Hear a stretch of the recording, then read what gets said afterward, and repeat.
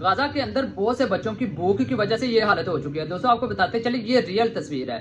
اور دوسرے نمبر پر آپ کو یہ بتاتے چلے کیونکہ امدادی جو ٹرک ہیں وہ غزہ کے اندر داخل ہونے کی ان کو اجازت نہیں ہے، تو مصر کے کچھ لوگوں نے اس طرح سے کیا خوراک جس میں دالیں اور چاول وغیرہ شامل تھا، بوٹلز وغیرہ کے اندر ڈال کے انہوں نے سمندر کے اندر پھینک دیے، اور انہوں نے کہا کہ اگر اللہ چاہے گا تو یہ فلسطین کے بچوں، مردوں اور عورتوں تک یہ خوراک پہنچ جائے گی۔ اور آپ کو یہ بھی بتاتے چلے کہ ان میں سے کچھ بوٹلز جو ہیں وہ غزہ تک پہنچتی ہیں، اور وہاں کے لوگ جب اسے پکڑتے ہیں تو بہت زیادہ خوش ہوتے ہیں۔ رفح بارڈر پر ہزاروں کی تعداد میں جو امدادی ٹرک ہیں وہ پھنسے ہوئے ہیں، یعنی کہ اسرائیل ان کو اجازت نہیں دے رہا غزہ کے اندر داخل ہونے کی۔